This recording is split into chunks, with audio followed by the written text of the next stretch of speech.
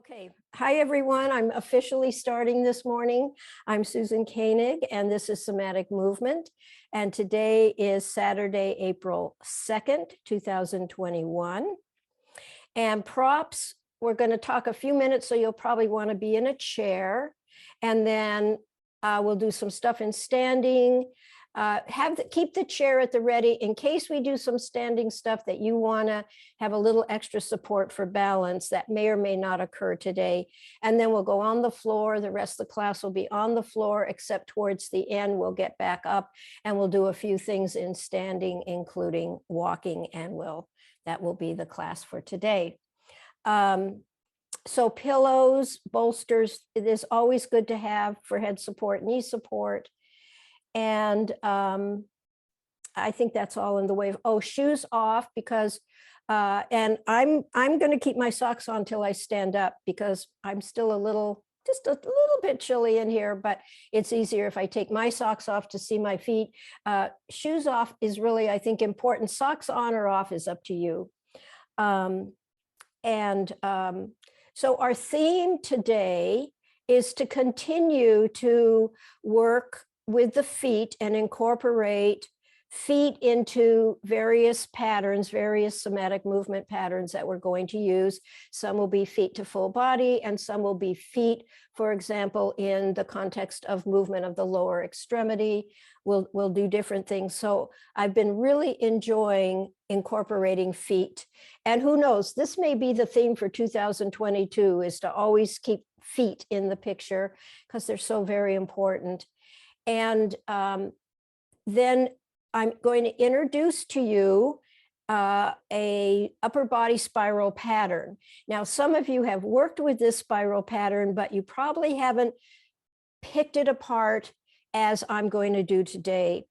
So this upper body spiral pattern is part of our everyday life, and it's very important. And what I find in working with clients, when I try to introduce the spiral pattern in the upper body, people have a lot of trouble with it often. And I realized I wanted to deal with it and really pick apart some of the anatomy so that as we go through it, you might be able to pick out the parts you're a little unclear of and the anatomy involved and where you're a little stiffer. And this upper body spiral pattern is very important if you've had, when I work with clients that have had shoulder injury, mastectomy, rib bruising or fractured ribs, and they're recovering from rib injury, as well as just general body mobility. This pattern is really, really important. And if you have had any of our official professional training in HANA somatic education, some of you will recognize it as part of the spiral abdominal pattern we use in one of our protocols. But I don't think we've ever picked it apart like this. So I'm going to actually start with that spiral pattern. Well, in just a moment, I have a couple of, want to just make sure I go over our guidelines. Please work slowly and comfortably. Stay within your comfort zone, no over efforting, no forcing.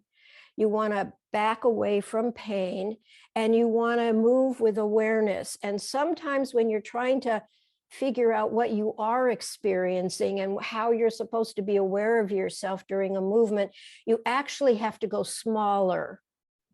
And that actually becomes easier to focus on the pattern. And if you've got any medical directives, please follow your medical directives. Okay, so I want to go over, well, actually, I'm going to show you the spiral pattern, and you can do it with me just in a kind of sort of flow way.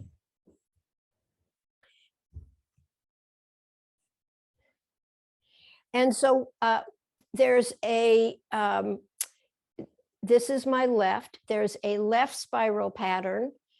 In the left spiral pattern, the way I'm going to start teaching it is the head is to the left. If the head is to the left, the right hand arm are going to reach towards the opposite hip, or opposite ASIS, that hip pointer. And the pattern, the spiral pattern to the left, it may look like to the right, it doesn't matter which way you go, just come along with me, is to turn your head left and to start reaching your arm down and towards your left hip. There are other spiral patterns where you can go more on the horizontal, you can even go up. We may get to some of those today, but I'm going to pretty much stick for today with the spiral pattern that has us turning our upper body to the left, which means our right hand goes slightly down and to the left. The right spiral pattern would be just the opposite, head to the right. It means that your left hand arm are going to turn toward your right hip. So the spiral pattern today is a little bit around and down, a little bit down. And again, some of you may be more comfortable with doing the spiral pattern a little bit more on the horizontal, and that would be okay. And there is actually an up spiral pattern as well. So what does this spiral pattern involve? Let's go over some of the anatomy that is involved. So first of all, let's look at the shoulder blades, the scapulas, the shoulder blades. So here's the medial border of each scapula, and if this scapula is contracting through the rhomboid muscles, which I have in orange, if they're contracting, there's a slight upwardness, and the shoulder blade comes towards the spine. And we can actually do that with both our shoulder blades. We can gently, don't overdo it, bring our shoulder blades, it's going to bring our shoulders back, shoulder blades towards our spine, and then slowly release. And in this spiral pattern, one shoulder blade is going to be going into contraction toward the spine, and the other shoulder blade is going to be going into length this way. And we're going to talk about this, the rhomboids going into length right now, and the shoulder blade coming forward. So in the spiral pattern, if I turn to the left, okay, let's just stand up. We'll do it standing in a moment. If I turn to the left and I reach towards my left hip, my rhomboid, and I took my back scratcher, this rhomboid is going to be in length. And then as I come around to the front, I am strongly contracting my anterior serratus muscle. Now, some of you are very interested in anatomy, and I love anatomy. You may want to make a list of some of these muscles and look them up. But I want to talk about the rhomboids and the serratus anteriors. And Tom Myers in his anatomy training calls it the rhomboserratus muscle. When this lengthens, when this rhomboid lengthens, this serratus under here contracts. The serratus and the rhomboids both attach to the medial border. But the serratus anterior goes underneath the scapula all along these ribs. And I marked this side, of course. I marked these red dots. These red dots are where the serratus anterior, it's a huge fan-shaped muscle.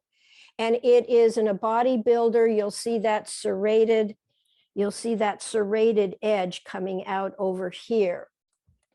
And so if the rhomboids on this side, if I bring this arm across my body, these rhomboids, These rhomboids lengthen, and this serratus, this is the origin, it stays still, and the shoulder blade is pulled forward. That is contraction for the serratus anterior. This area gets very stiff on people. They sort of skirt the serratus anterior part.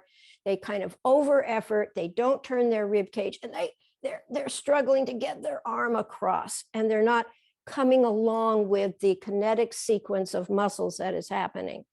Now, from here, from your serratus anterior, now I've created some kind of aqua colored, this color, greenish, these dots, and along the iliac crest, that's your external oblique.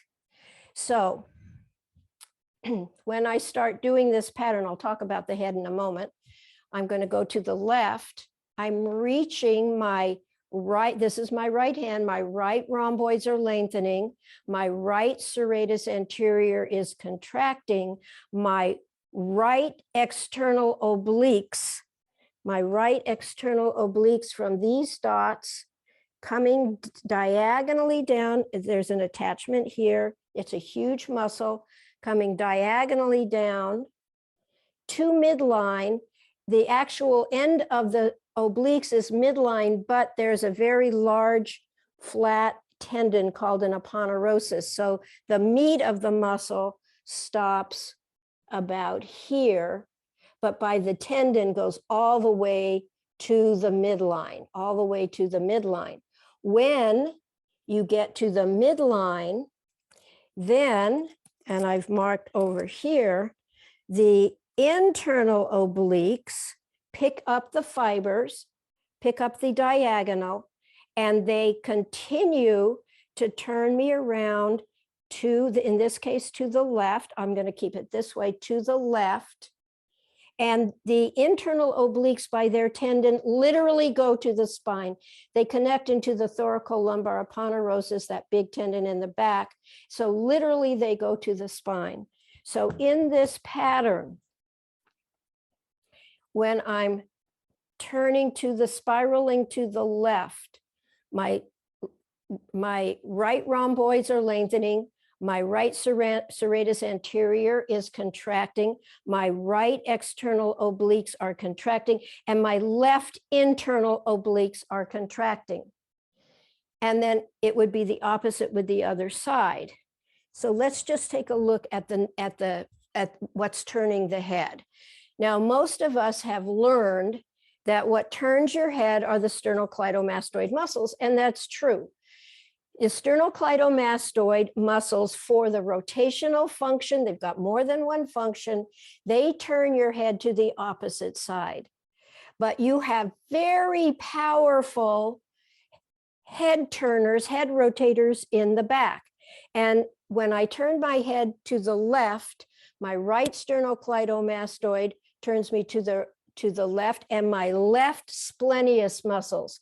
There's a capitis and a cervicus, and it's deep next to the spine, attaches to the spine. It strongly turns my head to the same side. So my right sternocleidomastoid and my left capitis splenius muscles, they together turn my head to the left, and vice versa. Left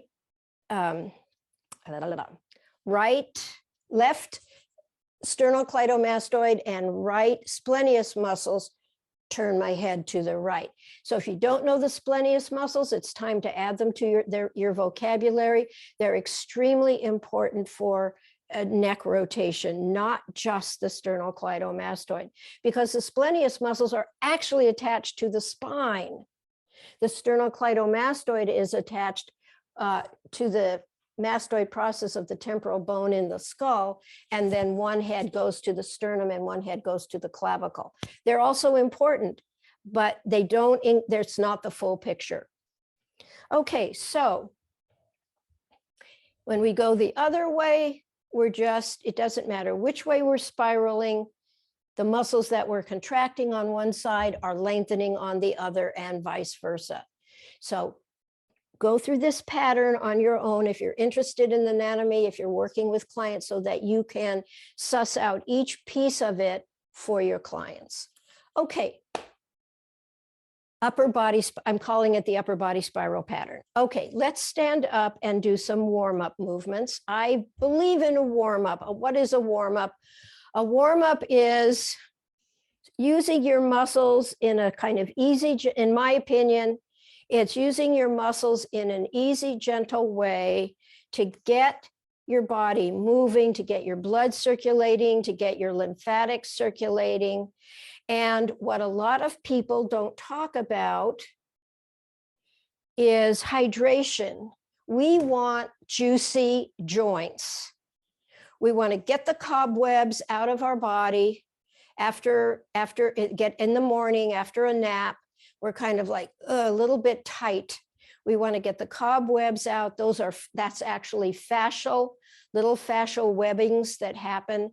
And we want to start hydrating our body. People think hydration is just drinking a lot of liquid. You can drink a lot of liquid, but if you don't move your body, that liquid is not going to be distributed through your tissues, through your joints, and through your body. So hydration is a combination of liquid and movement. So our morning warm up this morning, we'll just start in standing, just to unlock our knees. Mary Poxon and I are very, very adamant about unlocking your knees, no hyperextension of the knees. If you hyperextend your knees, it puts you in this posture. You can't ever really correct any movement you do on top of that. You can't work efficiently on top of that. So just a soft bend and come to a soft straight, and eyes on the horizon. You don't want to, let me just show my head. You don't want to pull your head back or like this, either way. You want, and if you put your eyes more on the horizon, you'll probably have a long neck, front and back. Okay, that's not working. Isaiah, can you help me? Can you put more of my head in the screen? Just open up the lid a little bit more. And I think I will now take off my socks so that you can see my feet a little more. Okay, here I am. I'm here. That's okay. I want people to see my feet. You have to push it back. You have to push the computer back, I think. And my feet are starting to disappear. My feet are really important in this. There you go. I'd rather have the feet than the top of my head. I want some of my head, but okay, good. All right, because our theme is feet to full body, I want to get the feet in there. All right, let's start with just some arch and curl in standing. So arching is just gently arching your back. Your spine is going backward. Your limbs are opening. Some people even spread their legs out, external rotation, and then coming into red light. Limbs bend, elbows bend, knees bend, limbs bend, and your spine is curling forward. And just gently come back and forth. You don't have to do this as a pandiculation, but you can. We're just waking up the body. Inhale, arch. Exhale, curl. One more. Inhale, arch. Exhale, curl.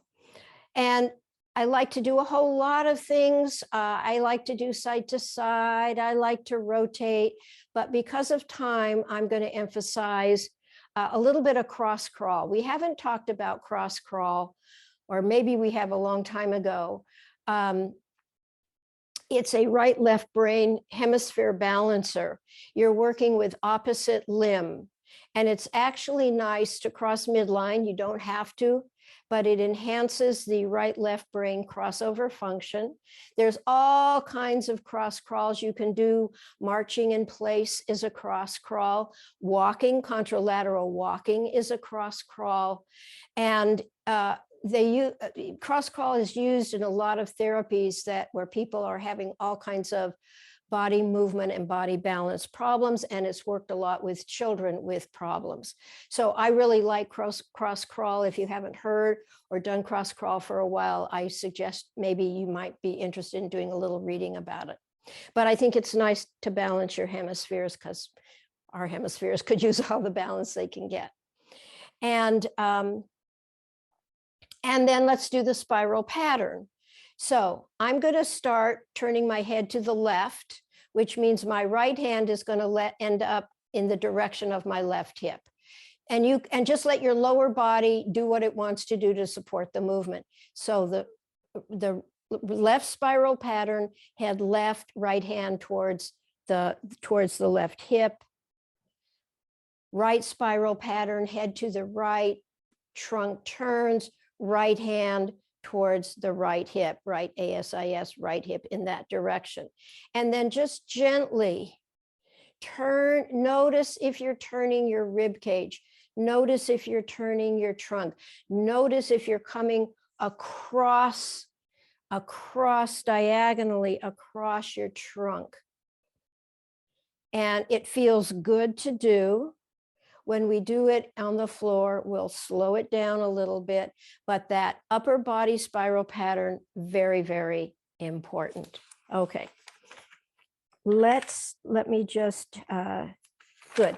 Okay, let's go to the floor. So I'll give you a moment to get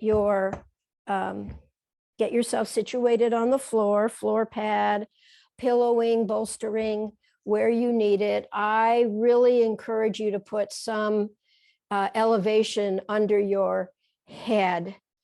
It'll prevent you from tipping your head back and contracting your suboccipital muscles and shortening your neck, which I see all the time when people lie on the floor without any support under their head. They think their head their spine is straight and it's tipped back. And if it's even a little bit higher and the support is at the head, it allows the neck an opportunity to lengthen, the back of the neck, an opportunity to lengthen. So I would encourage you to try it. I think it's been very helpful for my clients to use support behind their head. Okay. And it's up to you if you like support under your knees, or you like to bend your knees, or you like your legs out straight. Right now, you're just relaxing into the floor. You're feeling the floor for support. And in your mind's eye, or you can take an actual finger if you want, but and maybe you want to do both. Maybe you want to start, you're going to draw a diagonal line from your right shoulder to your left ASIS or left hip pointer, or just the general area of your hip. Draw a diagonal line, and then draw a diagonal line from your left shoulder to your right ASIS or right hip. Maybe do that a couple of times, and then let your hands be quiet and mentally draw those diagonals from opposite shoulder to hip. Take your time. It is very common, much more common, to have one diagonal be longer, one shorter than the other. Not that many some of us are very balanced in our diagonals. Certainly being balanced is an option, but often in my body, my right shoulder to my left ASIS is definitely not quite as long as my left shoulder to my right ASIS. And it's just something to be aware of. Maybe you can experience that, maybe you can't, and it's fine if you cannot feel that. It's just that for some of us, if the difference is very small, it's really not going to matter. But in some of us, the difference is quite big. And it's part of the spiral pattern that we're going to be focusing on and off today. Okay, let's just do a little warm up in lying down, and let's go ahead and lengthen our legs if that's comfortable for you. And we're going to start with long legs and arch, and I flatten, where you inhale and gently arch your lower back. It's a smaller movement than when your knees are bent. And we're going to add the plantar and dorsiflexion at the ankle with this move. So the next time you inhale and gently arch, rolling towards your tailbone, lifting your low back a little bit, you're going to point your feet and toes. And then as you exhale and contract your abdominal muscles and your pubic bone and chest gently come toward each other, you're going to dorsiflex or bring your toes and feet towards your kneecaps. And gently go back and forth. And I see Lisa is using her arms, so when she arches and points her feet and toes, she's also bringing her arms up and towards the floor behind her head.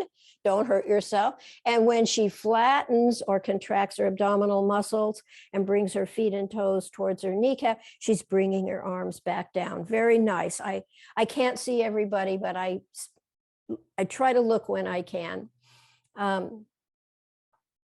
And I like to end on flatten, coming out of the abdominal contraction and rest. And now go ahead and bend your knees. I like to do it one at a time. I think I've got better lighting if this is here, and then we'll move it back. It's like it got really dark.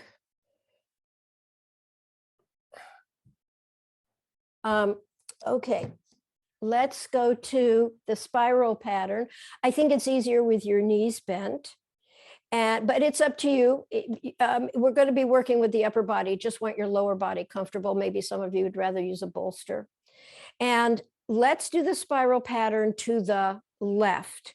So ultimately, the face will be to the left, and your right hand will end up at your left hip. So you're going to gently and slowly turn your face to the left, begin to bring your right hand across your body, having your rib cage and somatic center turn to the left, and your right hand is aiming.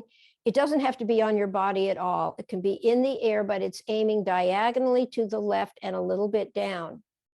And notice, what does your right arm and shoulder blade want to do to support that movement? Slowly come back. We'll repeat. Slowly come back to your neutral. I'm going to repeat the anatomy one more time, so go really slowly. It'll be a little disjointed, but you'll follow along perhaps with the anatomy. You're going to begin to turn your head face to the left.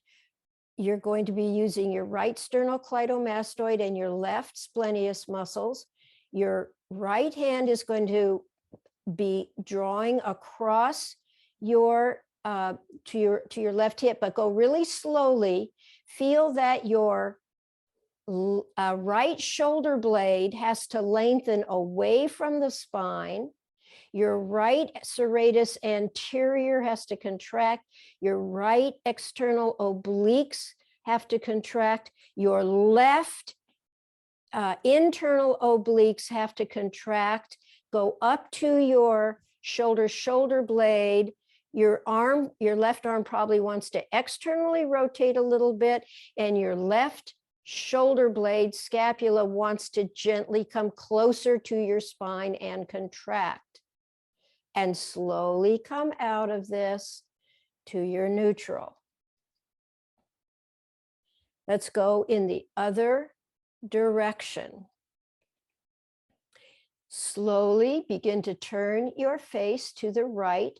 Begin to bring your left hand slowly towards your right hip.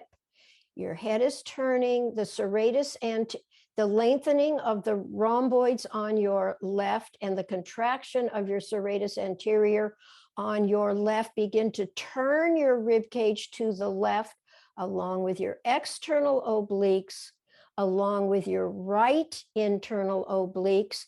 Notice what your right arm and shoulder want to do. What supports the movement would be a little external rotation in your right arm, right shoulder, backward right shoulder blade, gently closer to your spine.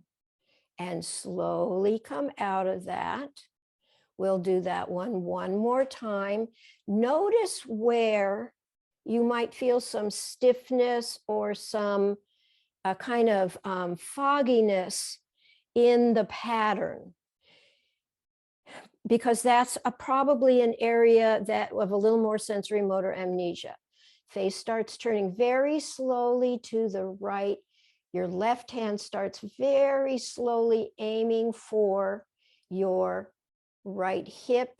Your left rhomboids lengthen, your left serratus anterior contract, left external obliques contract, right internal obliques contract, right shoulder blade goes towards your spine, right shoulder backward, right arm may want to externally rotate, and slowly come back to center. And just rest for a moment. Please remember not to overdo this. Okay, before we mobilize and practice the spiral pattern in the lower legs, let's work a little bit from our hip joints to our feet. Our hip joints are within our pelvis, so we're including the pelvis as well. So lengthen your legs. Wait, don't do end. Oh, we have a chat. Does my hip come off the mat during rotation? Okay, well, you're not saying which hip, but let's say you're turning. Let's say you're turning to the. Let's say you're turning to the right. So I assume it's your left hip. It's fine if you're left. Okay, so you've got some choices here. The larger you make the pattern and the more you turn your upper body to the right, the more it's going to recruit more parts of your body. And it may very well be that your left hemipelvis comes off the mat, and that's okay. That is an option for a certain lower body pattern, which we haven't yet discussed, but we will. So very good question. And we can always, if you want to stay after class for discussion, we can always do that, discuss that more. Okay, let's mobilize. Let's get juicy joints in our hips, our knees, our ankles, our feet. And so start with your legs long. We're going to start with the right leg. If you need to bend your left leg for comfort, you can do that or put a pillow under it. So we're going to start with the right leg. So bring your awareness to your right foot. And we're going to start this, the what I call the hip circles. And this was done by one of our students, one of our graduating students did this wonderful hip circle activity. And I'm kind of keying off of that. I don't completely remember how she did it, but here's my version of it right now. You're focused on the right hip. You're going to start turning your right leg outward, letting your knee bend outward, letting the heel area, outside heel area of your right foot start sliding up a little bit as your right knee goes out. Then you're going to plant your foot flat on the floor, knee toward the ceiling. Then you're going to tip your knee towards your opposite side, if you started with the right leg, to your left with some internal rotation. And then start to straighten your leg by sliding your foot long and letting your leg relax. Now, when we repeat that, I was leading that movement more from the hip joint, but we can lead that movement from the ankle and foot as well. So it makes a difference in your awareness if you are leading a movement from different areas of your body. So now let's lead it from the foot, same right leg. Invert, turn the bottom of your foot inward. That will start helping your right leg externally rotate, laterally rotate. Let your knee bend, let your inverted foot start to slide up the floor. Now start planting your foot flat on the floor, your right knee toward the ceiling. Now start everting the bottom of your foot coming to the right, everting your right foot. That's going to help your hip internally rotate, knee to the left.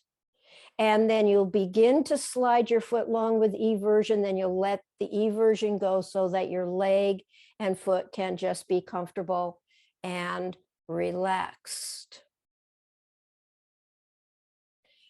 I'd love to keep doing this with the right leg, but let's go to the left and maybe you'll understand the difference of coming from the hip versus coming from the foot. We're going to go to the left leg is long. We're going to start with more hip awareness and just let the foot come along. The foot is going to roll or plate or come into different positions, but our awareness is more through our hip leg, and we're just letting the foot happen. In the second round, we'll come from the foot, and it'll have an effect on the placement and what happens in mobility with the knee and the hip. So hip, bring your awareness into your left hip. Your leg is long. Begin to externally or laterally rotate your leg and bend your knee outward. Let the heel area of your foot start sliding up. You may externally rotate a little bit more with that. Then you're going to bring your knee towards the ceiling, so the bottom of your foot will just get flat. Then you're going to internally rotate from the hip, and that's going to bring your knee inward to the right, or inward if you're going in the other direction. And then you're going to, and you're more on the inside area of your foot, just because you're letting your foot roll, but not paying too much attention to that. And then slide your foot and leg long. That's doing hip circles with more awareness from the hip. Now let's do the hip circles with more awareness and leading from the left foot. Start with an inversion. You're going to turn the bottom of your left foot inward toward the midline. Begin to bend your knee outward. Your hip leg are externally rotating outward. Now bring your foot flat on the floor. That's going to bring your knee toward the ceiling. Now start to evert your left foot, bringing the bottom of your left foot outward. That's going to internally or medially rotate your leg. Your knee will go inward. And now from your foot, slide your leg long and relax. So it's a really good awareness movement kind of thing to do, to decide to lead a movement from different places with greater awareness. In this case, greater awareness at the hip, letting the foot come along, greater awareness in the foot, letting the knee and the hip come along.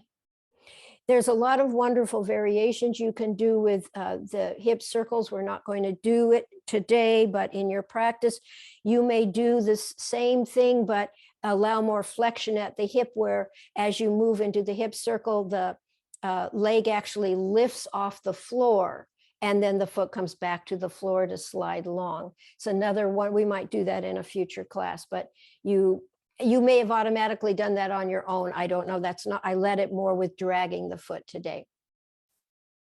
Okay, so now we've woken up our hip joints a little bit more. We've woken up our feet and ankles a little bit more. Now we're ready to combine the upper body spiral and the lower body spiral. So let's just review the upper body spiral. We're going to do the left upper body spiral. Get your right hand ready to go towards your left hip. The left upper body spiral, face turns to the left. Right hand starts reaching a diagonally, a little downward towards your left hip. Your rib cage is turning. Your obliques are working, external and internal. And stay there for a moment. Back off if it was too much. And notice what your lower body, what your legs want to do. You're not going to exactly do it, and then just come back to neutral. Now bend your knees, because it's easier if your knees are bent. And as we repeat the upper body spiral to the left, your bent knees are going to have a choice. Let's go over the choice. So the lower body pattern of our regular twist, the wash rag twist, is a rotation of both legs either to the left or to the right. So let's just do the lower body pattern. Bring both your knees towards the left, just comfortably, and back up, knees to ceiling. Bring both legs over to the right, comfortably, back up to the ceiling. Let's lead those movements from our feet. If we're going to bring our knees to the left, the bottoms of your foot are going to turn toward the right, and that's going to bring your knees to the left, just in comfort. And now start planting your feet flat on the floor. That's going to bring your knees towards the ceiling. Now, ultimately, our knees are going to be going to the right, so we are going to be turning the bottoms of our feet, the soles of our feet, to the left, and that's going to program our hips and to go to do the rotation where our knees come to the right. And start to plant your feet down on the floor. That's going to bring your knees back up to center. Again, we did the hip focus more or less just general. Most people are doing it from their hips, although their awareness is usually in their knees, but that knee movement, the knees going through the air, is coming from the hips, and the feet are coming along. In the second version, we actually led from the feet up to the hips. Okay, so now we're going to go back to the left upper body spiral pattern, knees bent, and notice which way your knees want to go. And you're going to let them go those ways. You have two choices. Your knees are either going to go to the left or the knees are going to go to the right. So left spiral pattern, upper body, face to the left. Right hand starts reaching for your left hip. Your ribs are turning to the left, left external oblique, right internal oblique. Your left shoulder's going backward. What do your legs want to do? Let them do that. And come back to your neutral. If your knees wanted to go to the left, let's put ourselves in that position. Upper body spiral to the left, head to the left, right arm towards the left hip, knees to the left. We are doing an ipsilateral full body rotation. You might even end up on your side. You don't have to, but an ipsilateral rotation is a rotation all to the same side. So this was a rotation full body to the left, ipsilateral left rotation. Come back to center. Now, if your knees wanted to go to the right, let's program that a little differently. We're going to do the left upper body spiral, but just start, bring your knees a teeny bit, 3-4 inches to the right, and pause them there. Because I just want you to feel the contralateral if that isn't your inclination at this point, lying on supine. You're going to do the left upper body spiral. So your head is to the left, your right arm is going to start reaching towards your left hip. Your upper body rib cage are turning to the left. Your knees are now free to go to the right. Don't let your lower body overpower your upper body. If your knees, our lower body is usually heavier, and if you did a whole lot of rotation of your lower body to the right, it might pull your upper body almost back to center. So you have to sort of, if you want to get a real contralateral, adjust how much your upper and lower body can turn in comfort, so you clearly have a left upper body rotation spiral and a clear right hip, legs, feet, lower body rotation. That's a contralateral rotation. Come back to center. Contralateral rotation is where your upper and lower body are going in opposite directions. Okay, let's go to the right upper. What we're going to do is we're going to go to the right upper body spiral. Your knees are bent again. You're going to see which way your legs want to go. Do your legs want to go in an ipsilateral rotation with your upper body or a contralateral rotation? So face to the right, left hand starts reaching for your right hip, your rib cage is turning to the right, and now you start feeling, what do your legs want to do? Do your legs want to go opposite, contralateral, or to the same side, ipsilateral, and come back to center? And again, be very careful. Well, if you're doing ipsilateral, it's all going to go to the right. So it doesn't sort of matter about your lower body overpowering your upper body. But now you're going to reverse. Whatever you were doing before, you're going to do the opposite. So if your legs went ipsilateral, they're now going to go contralateral. Now, especially in a contralateral rotation, moderate your lower body so it doesn't overpower your upper body. So you might even want to, sometimes what I do in contralateral, I start my upper body, I give my upper body a little bit head start, and then I add my lower body. So I don't know what you did. I could have given you that advice earlier, but I didn't. So right upper body spiral, head to the right, left hand starts reaching for your right hip, your rib cage is going to the right, and you're going to do the reverse pattern of what you did earlier. If you're doing a contralateral rotation, your knees to the left. If you're doing an ipsilateral rotation, your knees to the right. And come back to center.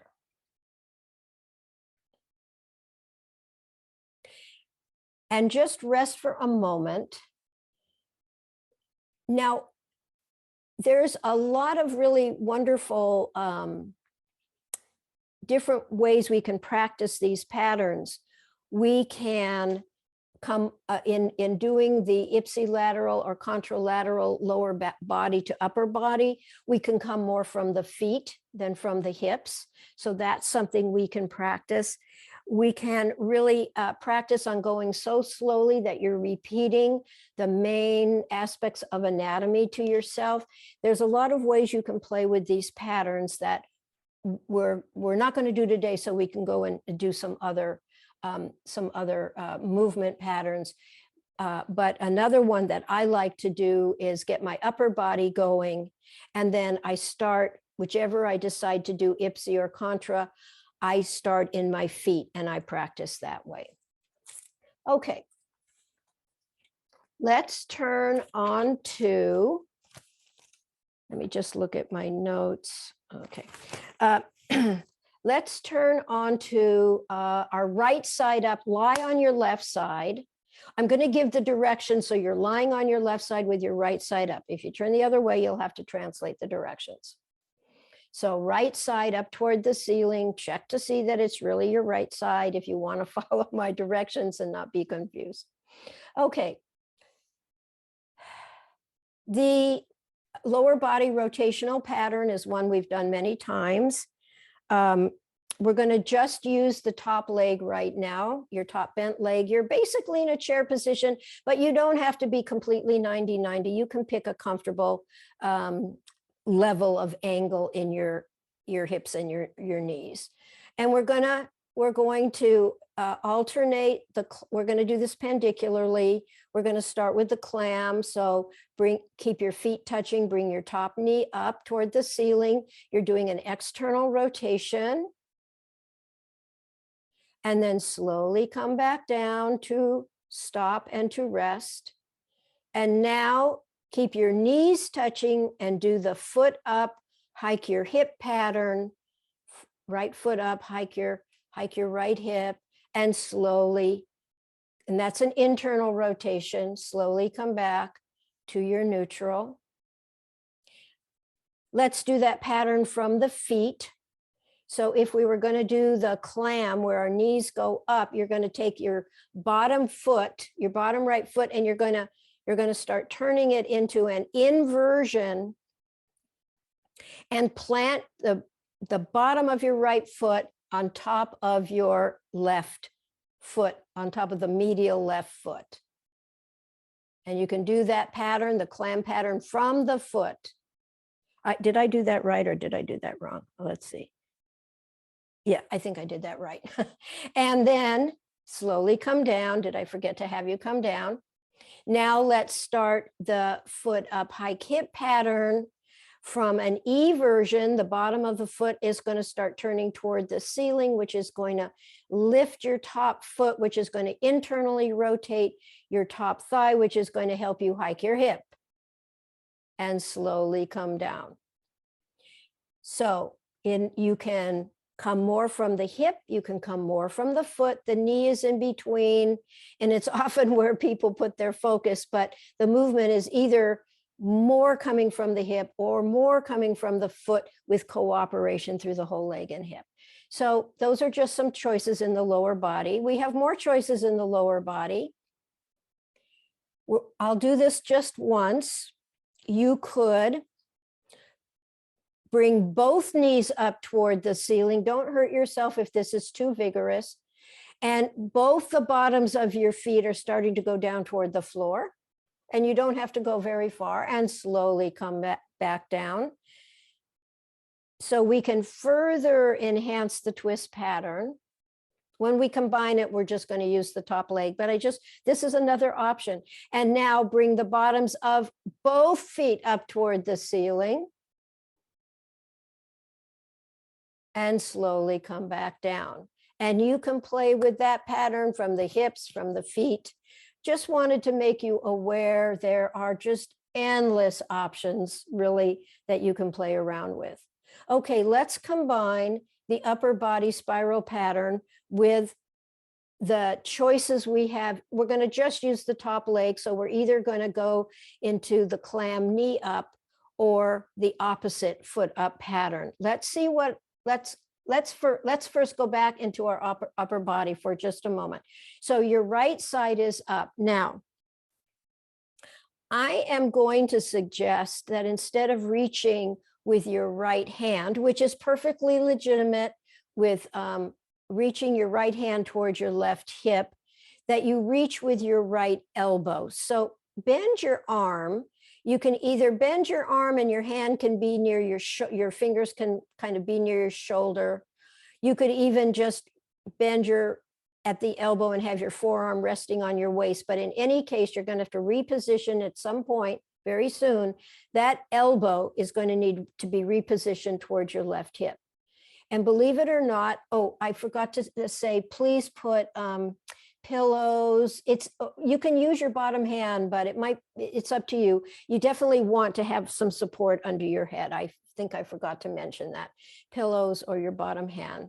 Okay, now your head, this is our right side is up, but it's going to be the left spiral pattern we're going to do. So believe it or not, you're going to turn your face to the left and direct your right elbow diagonally across your body in the direction of your left hip.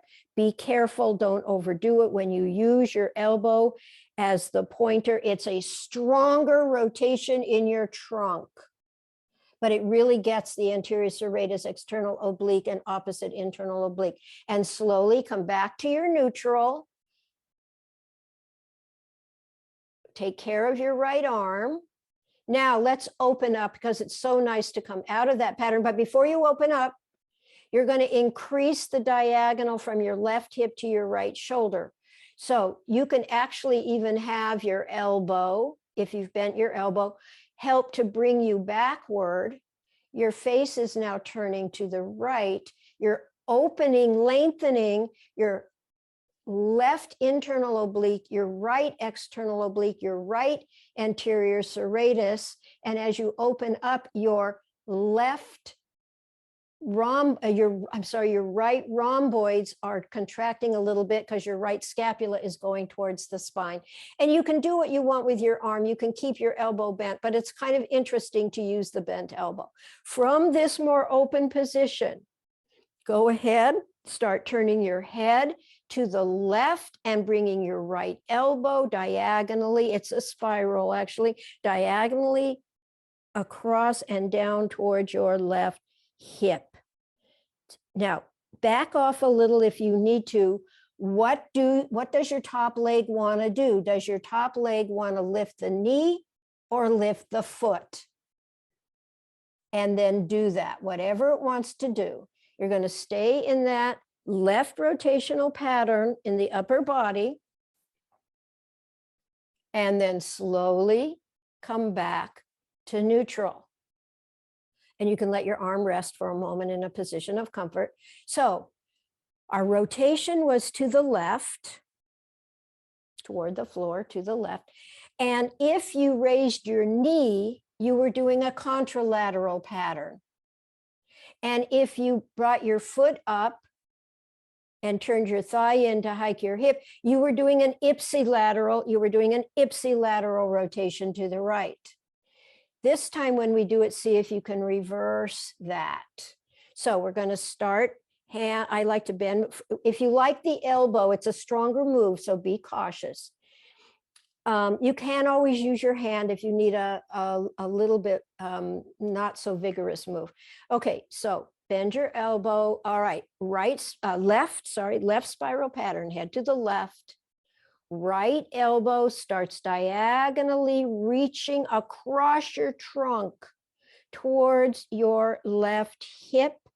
Whatever pattern you did in your top leg last time, do the opposite. Back off if it's too strong, and then slowly bring your foot down, but open up. I forgot to you're bringing you're relaxing your legs, but you're still going to do the open pattern in the upper body, where you're going to start opening your chest, face to the right elbow backward, and you're lengthening from your left hip to your right shoulder. You're lengthening that diagonal, and come back to your neutral. And rest for a moment just on your side. And I'm looking at the time, but here's how I want to end the side before we turn over. Let's do a lengthening of our top arm and top leg. So wherever you are, your top arm is going to basically come over your head if you can, or modified, and your top leg is going to go straight down. And you're just doing, it's the lengthening of the lateral flexion. We didn't do the actual lateral flexion because it feels good, I think. And then relax and find your way to the other side. It's so nice to linger in supine, but because of time, I'm not going to linger. Okay, so now your left side is up towards the ceiling. Your right side is down if you're following my directions. And let's start with lower body. Let's start with the clam. Feet stay touching somewhere, and your top knee comes up. And then just slowly down. We'll just do this once. And alternate with knees together, knees stay touching, and top foot up. Internal rotation, hike your hip and come down. Let's do both our legs just to remind ourselves that is an option. So both feet start coming toward the floor, and that is going to bring our knees up. And slowly come down. So I'm using the foot as the main focus to create the rotation through the hip. And then you're going to bring the bottoms of both feet up toward the ceiling. And that's going to bring you into a right rotation. Okay, and down. And rest. So at some point, I hope you play with the two-legged pattern and the upper body spiral. We're not going to do that today. We're going to just use our top leg. Okay. Bend your left arm at the elbow, left fingers are sort of near the shoulder, because we're going to do the right upper body spiral from using our elbow if that's comfortable for you. Remember, it's a more vigorous move, so be careful. So the right spiral pattern, face to the right, left elbow starts reaching diagonally down across yourself, diagonally towards your right hip. What does your top leg want to do? Does it want to go into IPSI or contra? Does your knee want to rise up, or your top foot want to rise up? I see some people are experimenting with the double leg. That's fine if you feel you can do that. And then make your way back to your neutral. Take a little bit of a rest. Oh, we didn't open the upper body. I'll remember it on the next round. Forgot that. Okay. Maybe let's repeat that one. Whichever your choice was, you can repeat that one again. So get ready for your right upper body spiral, face to the right, left elbow diagonally down towards your right hip. Notice which pattern your leg or legs want to do.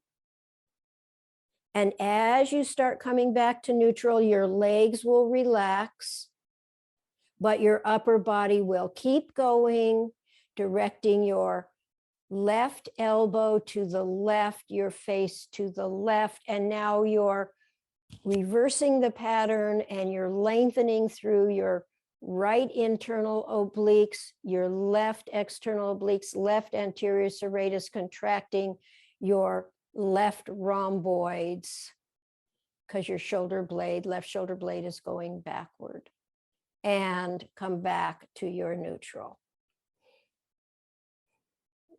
Be careful, don't overdo it. All right, going to do the right upper body spiral and use the opposite contra or IPSI lateral rotation with the lower body.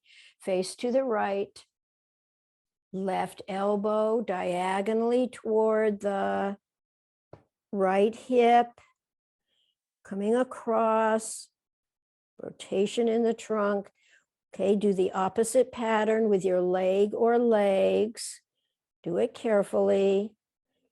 And then as you start coming towards your neutral, your legs slowly come to their neutral and relax, but your upper body continues to open and reverse and lengthen the previous contracted pattern. Elbow helps to lead your trunk backward, face to the left.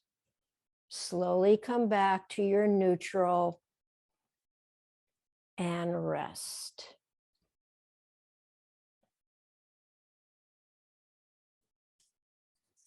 And let's turn over onto our backs.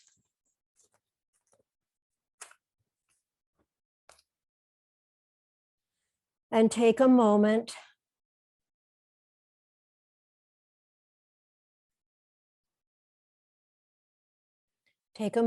to reorganize yourself. Maybe you want support under your head, maybe you don't. Legs can be bent, pillow or bolster under knees, or legs straight. Feel the support of the floor, and just give yourself a chance to notice the sensations. We've been doing lots of spiraling movements. And now we're going to apply the spiraling movements as well. We're gonna be doing a variation of our twist, our wash rag twist. The lower body is going to basically remain the same, but in the upper body, we're going to do what I call the rainbow variation.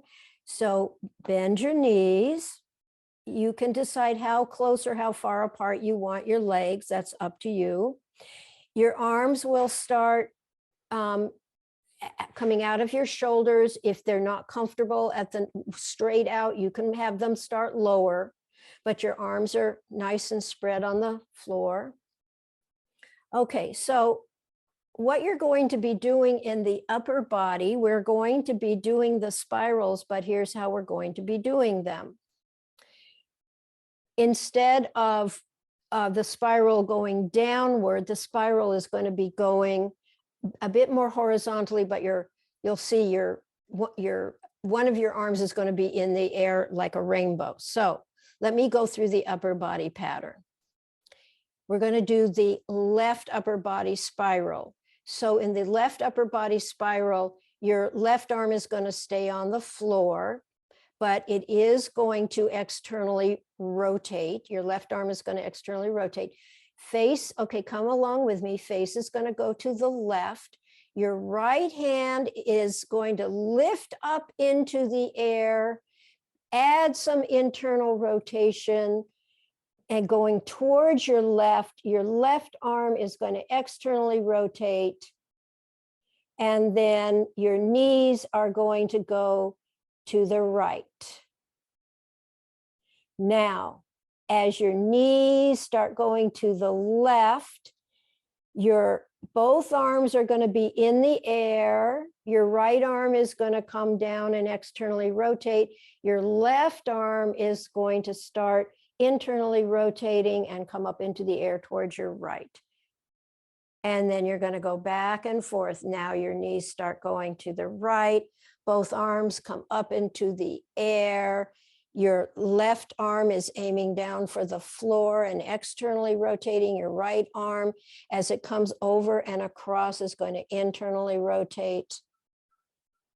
Now your knees to the left, both arms in the air. Your right arm is aiming for the floor.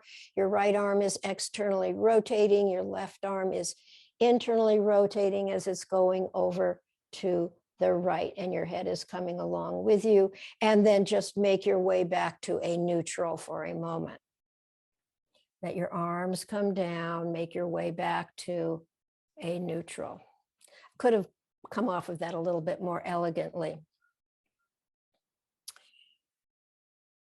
Now, I haven't talked about variation in the head and neck, but even though we're working with a left spiral and a right spiral, your head and neck ultimately still has a lot of freedom. So you can vary what your head and neck is doing, and it can be a head to the right, but a left spiral. There's a lot of things you can do with head and neck. I don't know if any of you have been playing with it, but in case some of you have, I just want to mention that's okay to do. Your head and neck have options. Okay. I love that. That particular twist is very playful. And after you do it for a while, you just kind of I just sort of like become a kid and just start playing around with, I call that the rainbow variation of the spiral twist. All right. Okay, I think what we better do is gently make our way to standing so we can finish a couple of things in standing.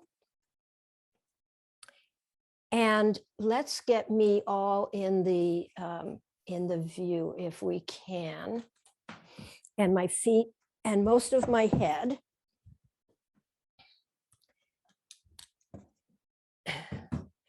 And the, boy, it's so dark.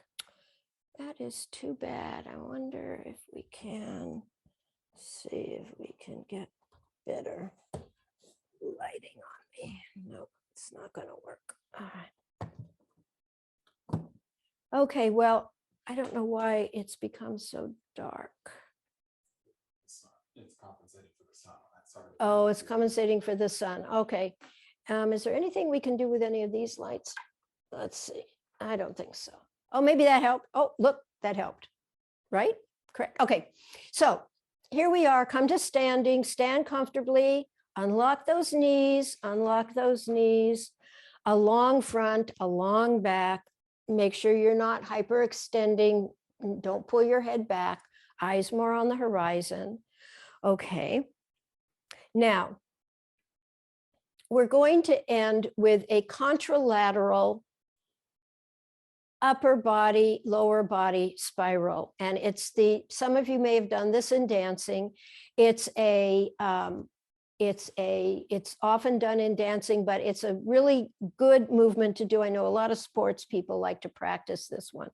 So I'm going to come over a little bit more to the side so I have a little bit more room, and I'll try to describe it. I'm going to be traveling that way first because that's where I have some space. And so that way is right for me. It might be left for you if you're following me. So the leg closest to the direction I'm going, that leg just takes a step to the side. And then my left leg, your other leg is going to come behind, and your pelvis is going to want to turn in one direction, and you're going to bring your upper body in the opposite direction. Then you're going to take a step and come to neutral. Then you're going to bring the stepping leg over. Now my pelvis wants to go in that direction, so I'm going to go in the opposite spiral in the upper body. And I take a step and I come to neutral, and I am doing an under, over, contralateral pattern. I'll go through that slowly. Some of you may have gotten it. A step, whichever, if your foot goes behind, it's going to bring your pelvis in this rotation. Your upper body is going to turn the opposite way. If the step goes over, it's going to turn my pelvis this way, so my upper body is going to go this way. So I'm going to learn to take my upper and lower body in opposite directions. It's a really fun one to practice. Sometimes when you go slowly, it's harder than when you add a little bit more to it. And we're going to end in a moment. We'll end on walking in just a moment, but I want to go back to cross crawl, just where you're doing an opposite arm and leg pattern.